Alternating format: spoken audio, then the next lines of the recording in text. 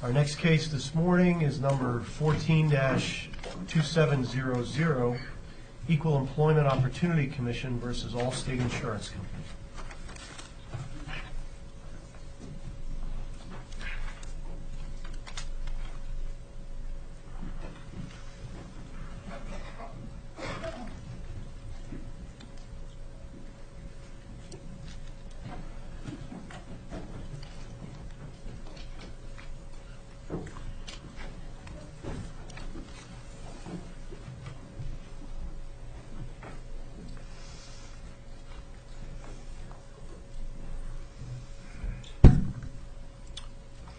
Mr. Ramshaw?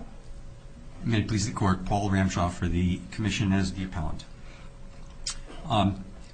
Did you reserve time for rebuttal? Oh, I'm sorry. Yes, please. 5 minutes. Granted. The legal issues here are unusual because the facts are unusual, and just reviewing them very briefly, 6,000 employee agents had great employee benefits, and their financial security depended on their employee benefits and their retirement and their renewal commissions in large part. Allstate tried to get them to convert to independent contractor status voluntarily for 9 years, and very few of them did. And so Allstate decided to take that choice away from them, fire them all, leaving them with no employee benefits or renewal commissions. All right, and then there were 4 options when they were fired. And as I understand it, the Commission's position, you concede that employers have the right under the anti-discrimination laws to obtain releases in exchange for severance payments that would not otherwise be due and owing. Is that correct? Yes. So does that mean then you're only challenging option 1, the conversion option? We're only challenging option 1. All right. Well, if it's okay to offer a sweetener in terms of severance payments without future business engagement between the former employer and former employee, how can it be reasonable to say that it's illegal to give them a sweetener that includes continued work between the former employee and former employer in the form of an independent contract? Because if that were lawful, employers could immunize themselves from the statutes. If an employer can say, and I think that's the central issue here, can an employer lawfully say to its employees, we're firing you? You're fired, right? I mean, but I don't understand your position to be that Allstate couldn't just fire everybody. You're not challenging that, are you? No, and that's not what happened here. Well, that's when the real harm's done, right? When I get fired and all my colleagues get fired, we're all out of work. That's about as bad as it gets, right? Well, here with option 1, which Allstate wanted the bulk of its employee agents to convert to independent contractors, and the bulk of them did. So the economic reality... Which would seem to suggest that they offered them a pretty attractive deal, right? Because if it weren't attractive, then they would have taken option 2, 3, or 4, as some did. That's right. It was an attractive deal. So you want it? Just I guess I'm challenging on this because it seems a little bit irrational to be challenging the most attractive option while conceding that the less attractive options are lawful. But maybe that's what the law requires. But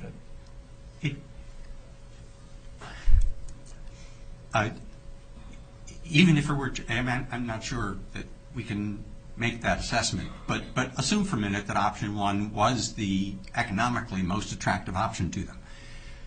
The question is whether it's lawful for an employer to say, if you want to keep working for me, you have to release all your claims. What's the protective activity?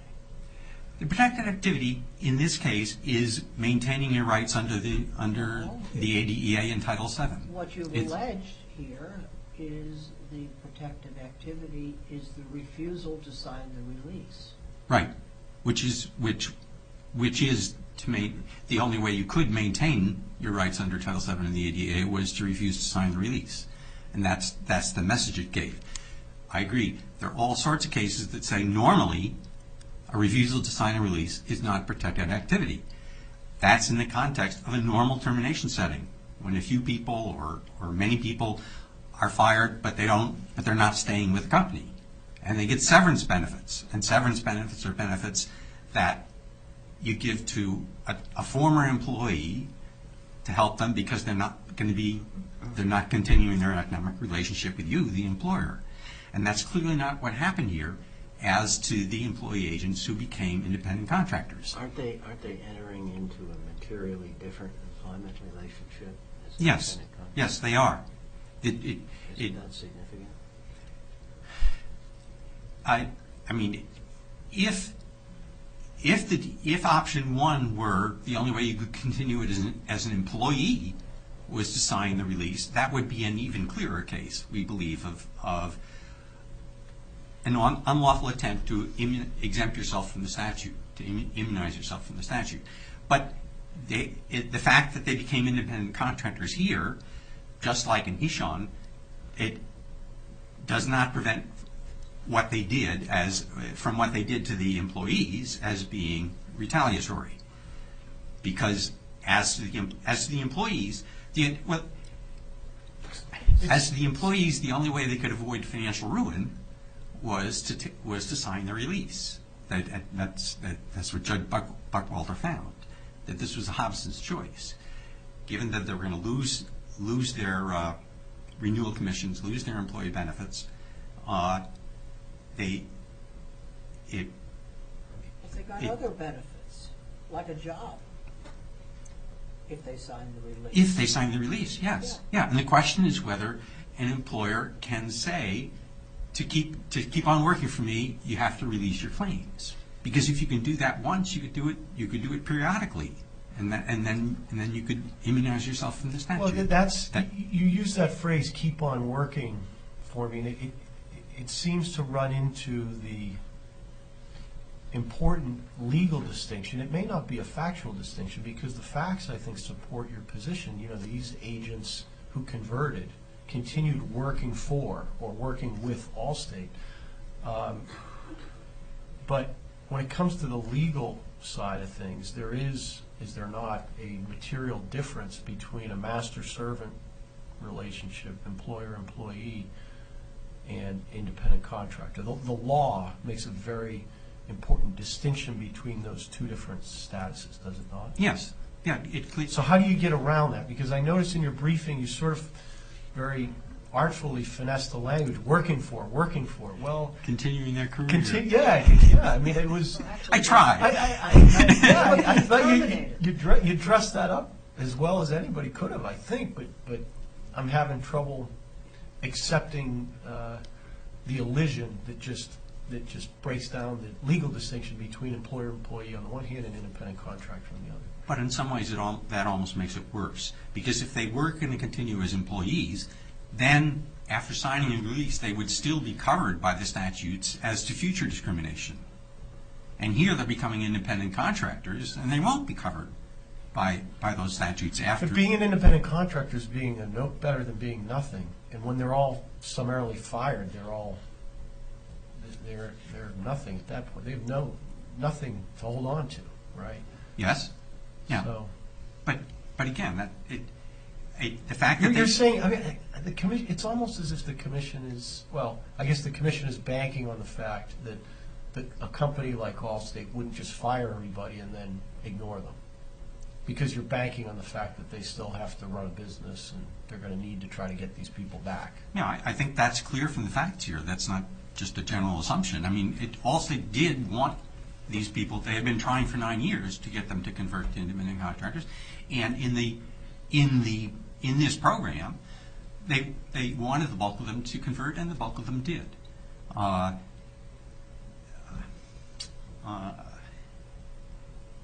me briefly talk about the text of the statute. The district court said there's no violation here because the text of the anti-retaliation provisions doesn't say you can't exempt yourself from the statute. But I don't think Congress should have to say that. I think it's implicit in when Congress In other words, that would be saying that every time Congress passes a law saying employers can't do X, then they also have to write a separate section that says, and you can't exempt yourself from this prohibition we just enforced. That should, the fact that you have the prohibition in place means Congress meant the employers to be subject to it, and not be free to, it should not be lawful for them to exempt themselves from the statute. Did they? I'm sorry? Did they? Did they try to exempt them from the discriminate they didn't say you can't continue to bring an EEOC claim, did they? The release didn't say that. No, and in fact, many of them filed charges, and some of them sued, and they were not terminated because of that. So that would be clearer retaliation. But they did require them to sign the release, and that release has made a huge difference in their rights in their rights to enforce to challenge the program itself as a violation. I mean, if you look at the companion private class action, they're looking now at a trial 13 or 14 years later, and the trial is just going to be on whether the release is valid. But you have And it the release here. I mean, you didn't move for summary judgment on the invalidity of the release, so I don't see that you challenged it here. That's the relief we would want. Well, that's being litigated in Romero, right? That's what the judge has to decide. Yes. But the judge, But the jury has to decide Why is in it? the Romero cases. But here, I'm just saying, you have not, the EEOC. The EEOC is saying It's not a party in those cases. No, but it. So you're not challenging the validity of the releases here. No, we are, Your Honor. How? Where? Isn't that really the issue in this case, though? The validity of the release? Yes. Rather than a substantive retaliation claim? Well,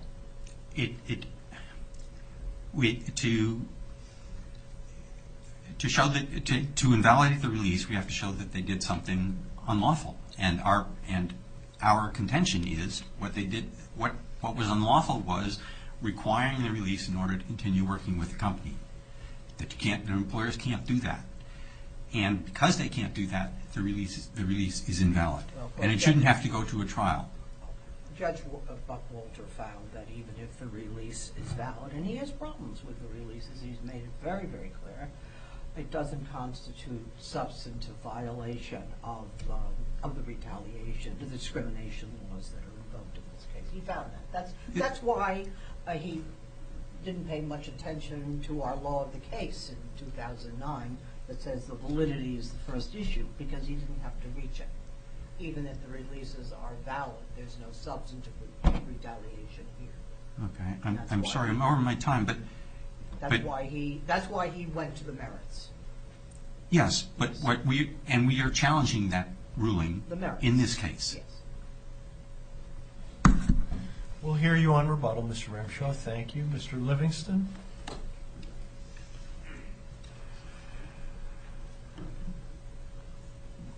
Good morning.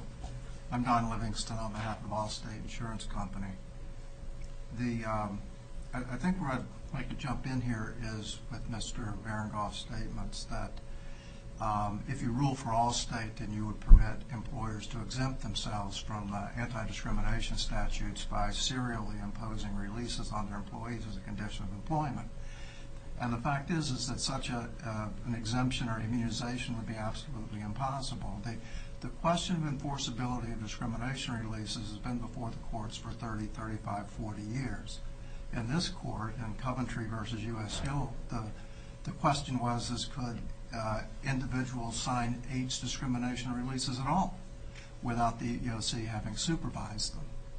And the court decided that yes, that older workers can sign releases of their ADEA claims, but it imposed protections for them. And the protection that imposed for them is that the release would not be interpreted like an ordinary contract, but would be interpreted under the totality of the circumstances test.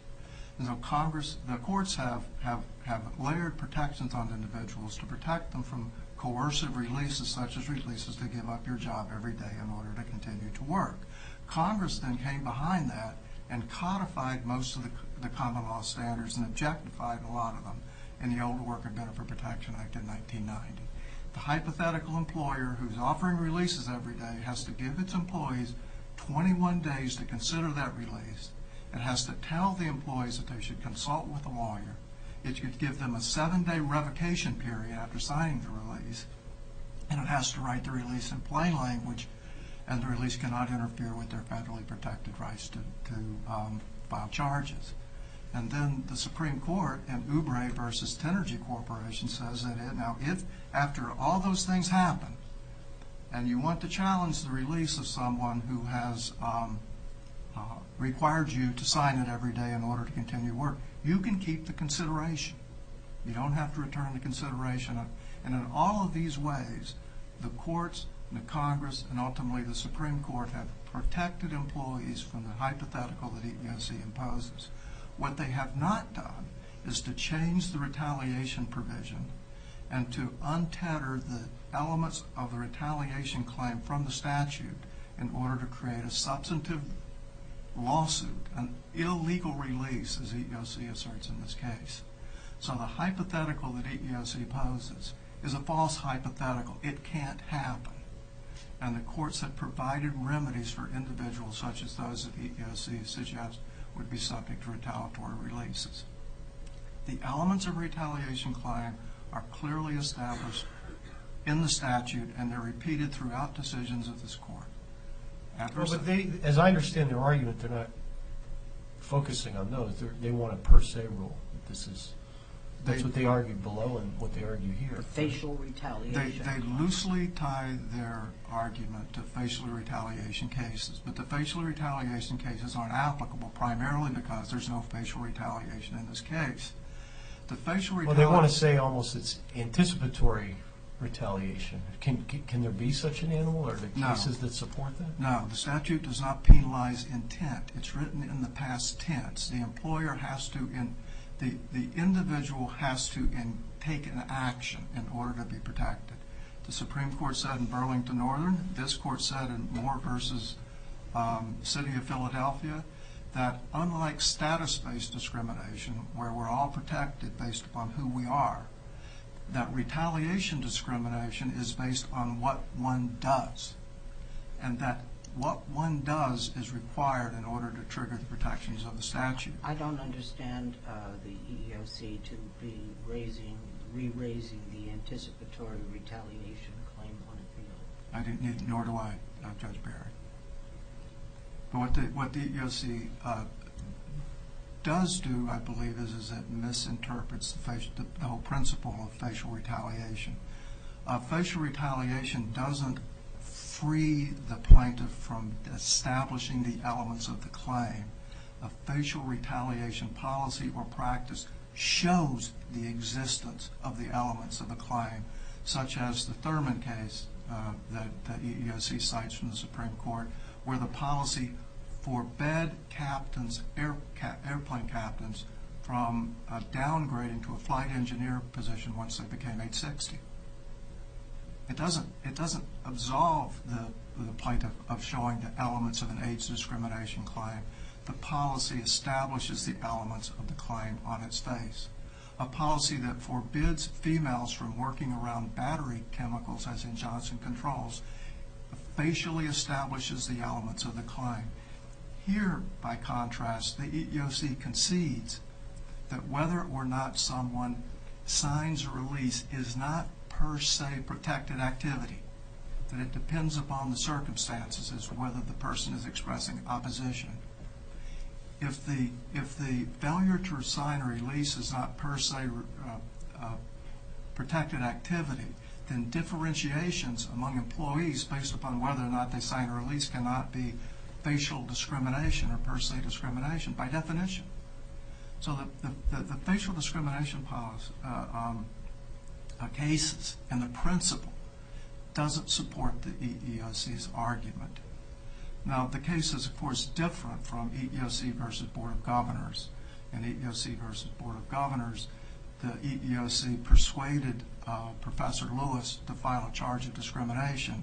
And once he did, he had taken that action to engage in protected activity, and that triggered the policy which targeted protected activity and withdrew a benefit of employment once the individual engaged in it. This practice, this release of the EEOC is challenging, does not target in any way protected activity. The idea that the company somehow withdrew a benefit when it said that you're fired, but as EEOC says, you can't continue your career unless you sign a release is counterfactual. I think that the best explanation of this is the district court case in Washington, the Basham case. Let me just jump in there. You're saying it's counterfactual because the folks that chose option 3 also signed a release and they were not continuing their career with Allstate? Well, that's one reason it's counterfactual. Another reason it's counterfactual is that the position, the EEOC's argument is that one day I'm at this podium as an employee and the next day I'm at this podium as an independent contractor, and there's functionally no difference.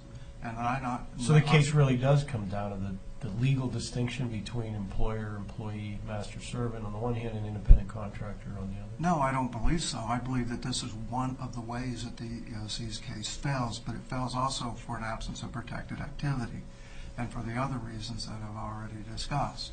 And the fact that their principle of retaliation emanates from their view of the general purpose of the anti-retaliation provision and not from the anti-retaliation provision language itself. And in the Nassar case last year, the Supreme Court said, no, don't tread there. This Congress very carefully crafted this anti-discrimination principle, and the court should confine it to the elements of the anti-retaliation claim. What I'm referring to with respect to the suggestion that the position remains the same is that it too fails on that basis, because what the individuals were offered was not an opportunity to keep doing the same job, but also an opportunity to not do any job. That they were free as business owners at that point to hire other insurance agents to do the work.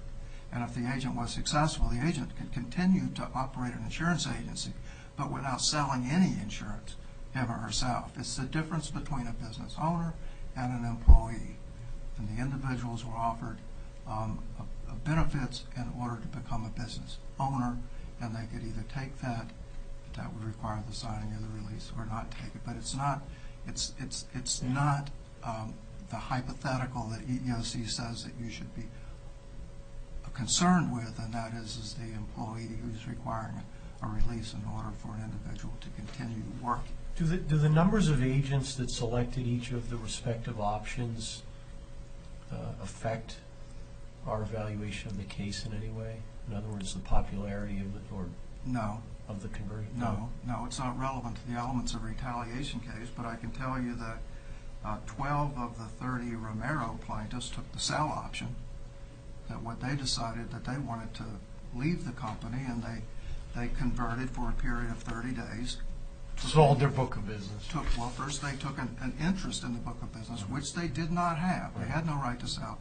Then they sold their book of business for, I think we put in the brief, from a low of $75,000 to a high of $435,000 per agent.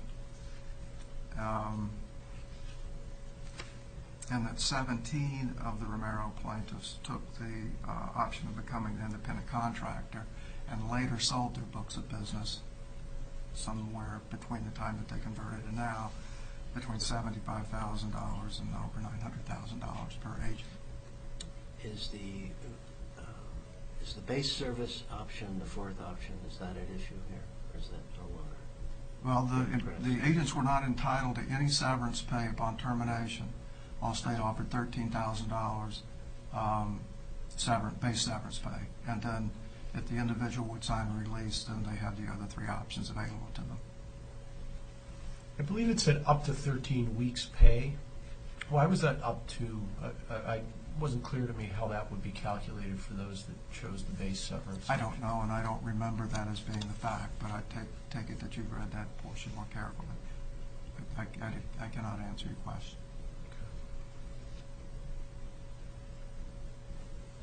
The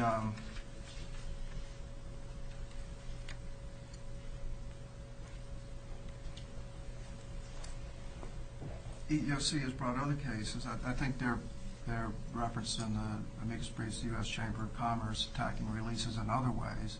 In the Sundance case in the Sixth Circuit, they challenged that the release was retaliatory because it impeded the right to file EEOC charges. The court there found that the retaliation did not occur. I think I need to mention also the Seventh Circuit's opinion in Isbell versus Allstate. Same facts, same case. Is there any distinction? Different Any differences circuit. between this case and Isbell? No, sir. EEOC argues that there is a distinction between the cases in that they say that the Seventh Circuit did not decide the same issue that they're arguing here. They say that what the Seventh Circuit did is that it considered whether the terminations themselves, the employment determinations which took place in November 1999 were retaliatory, and not the subsequent offer of a new position in exchange for a release, the independent contractor position in exchange for a release. And they quote extensively from two paragraphs of the opinion. We brought to the court's attention the first paragraph of the argument. We brought to the court's attention the first paragraph of the argument, which describes the case the same way as EEOC describes its case. What neither party did was bring to the court's conclusion, the court's attention, the Seventh Circuit's conclusion in its opinion, where the Seventh Circuit states in a single paragraph, there was not discrimination and Allstate did not retaliate against Isbell when it refused to hire her for one of these new opportunities after she refused to sign a release of liability. It's the same issue, it's the same case decided by the Seventh Circuit. In Allstate's favor, a contrary decision would create a split in the circuit. So this isn't, Isbell wasn't just about option 4. I thought she chose option 4 and litigated, and so the conversion option wasn't an issue. You're saying that after that she then tried to... No, Isbell didn't sign the release and argued that the conversion option, option 1, was retaliation. Same argument that EEOC is making here. But wasn't the Seventh... I thought the Seventh Circuit's ground of decision in Isbell was that there was no violation in respect to her treatment on option 4. She chose option 4, but it was the existence of option 1, which she argued in her briefs and to the court, made the release itself retaliatory. She argued retaliatory per se. She also argued that Board of Governors controlled her case. It's interesting that Judge Mannion wrote the Isbell opinion, and he was on the panel in the Board of Governors case, and he does not accept that Board of Governors controlled the case in favor of Isbell. If there are no other questions. Okay, thank you very much, Mr. Livingston. We'll hear Mr. Ramshaw on rebuttal.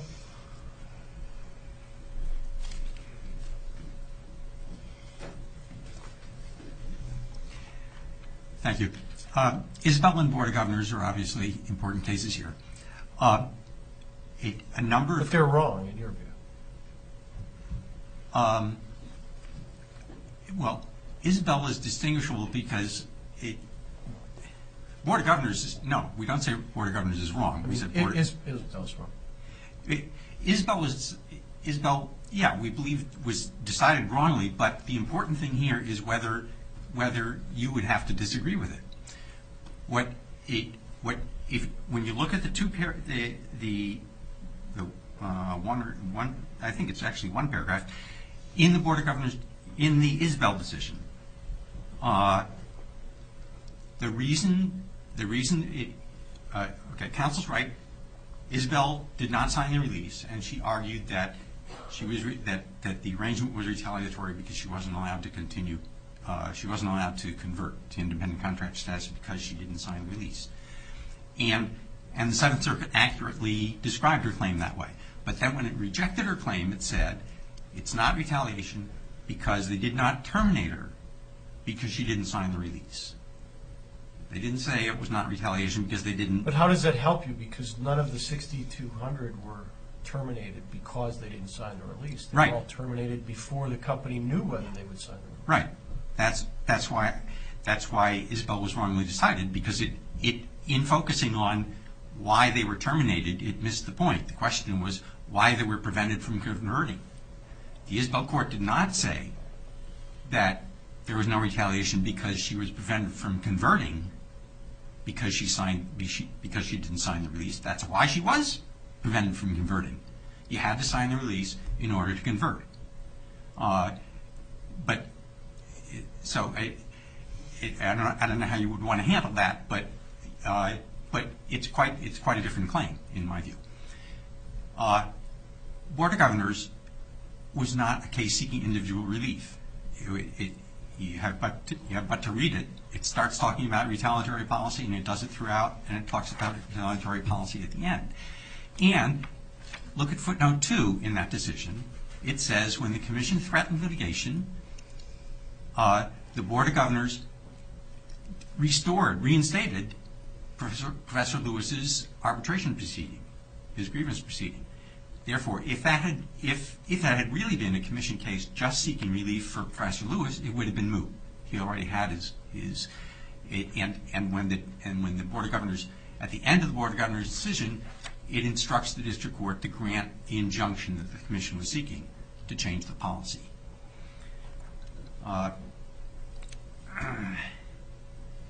Do you agree with what was said earlier, that the anticipatory retaliation argument is not no longer at issue? I think that's yes. So really, we're focused on the one issue, which is that this is facially retaliatory. The program itself was the conversion option was facially retaliatory. There are two issues. One is, should employers be permitted to require releases in order to continue working for a company? And but if we maintain the independent contractor employer-employee distinction, then that goes out the window, right? I don't think it should. No. Well, maybe it shouldn't, but it has to. If we need to break down that wall, your brief was all about breaking down that wall of legal distinction between the two concepts, was it not? So that you're saying you could agree that it would have been impermissible if option one was to continue as an employee, right? But say that this was okay because they weren't continuing as employees. And I think you need to look at the economic reality. Right. That's what I'm saying. You want us to note sort of the practical aspect of the case, the economic reality, and disregard the legal significance as to what it means to be an independent contractor. But the fact that what they became was an independent contractor does not affect whether it was retaliatory for Allstate to require them to sign the release in order to continue working in any capacity. Your primary argument is that this is a facial retaliation claim. Yes. It's a per se rule, I think. Yes. And if you lose on that, then you go to the traditional retaliation factors. As to the non-signers. As to those who quote unquote refuse to sign. Right. So right. Okay. So there are two different arguments, but only if you lose the facial retaliation claim do you raise the substantive. Yes, that's correct, and that would cover only a few of the employee agents, because only 20 or so of them did not sign. But again, I'm sorry, I'm out of time. Let me just ask one other question. Do you agree that Allstate's offer to work with the agents as independent contractors was valid consideration in exchange for release. Yes, yeah, but we don't believe it, and we agree that the normal rule, again, the question is, was this a normal termination setting? In a normal termination setting, you can offer enhanced benefits in exchange for a release. But what makes this the abnormal setting? Just the quantity of employees, the size of the company, the bargaining power? The fact that because most of the employee agents continued to be insurance agents for Allstate. Well, that might work against you. That might just mean they offer them a really nice option. Everybody but 18 was terminated. Well, all 6,200 were terminated. Yeah, all Yes. except 18 for various reasons. 18 were not. 18 No, they were terminated too. They just didn't sign the release. All the agents were terminated. I think they were. And then if you signed the release, you got a choice of There 3 were options. 18 that weren't, but for Okay, I'm sorry. but that's sorry. For all practical purposes, 6,200 were terminated. Correct? Yes, yes. Yeah. And if they really didn't need insurance agents anymore, and those people really went away, then that's why options 2 and 3 would have been okay. Those were enhanced severance benefits for people who weren't going to be insurance agents anymore, and they could get a release for those enhanced benefits. But what we believe an employer can't do is require people to sign a release in order to keep on doing their jobs. But they had been terminated. Yes, but the overall. So they can't continue doing their jobs. They're out in the cold. They have nothing. They're unemployed. But when you look at the facts here, that's not what happened. They sold insurance as employees up until June 30th. It just seems like the harm keeps coming back to the fact that the company had the power to cashier all of its agents without recrimination. Didn't owe them anything. Right? They did have. They were in an exceedingly weak. The agents were in exceedingly weak bargaining They were posture Yes. to they begin were- with. They Yes. weren't entitled to severance, future employment, continued working. They were Healthcare, at-will you know. employees. Right. They were. Right. But the question is, And that's what sets in motion all of the coercive aspects of this plan, is the fact that they had nothing. But you have to put that together with the fact that Allstate did not really want them all to go away. It needed most of them to stay, and they did. But thank All right. you, Your Honors. Thank you, Mr. Ramshaw. Court thanks both counsel for the excellent argument and briefing. We'll take the matter under advisement.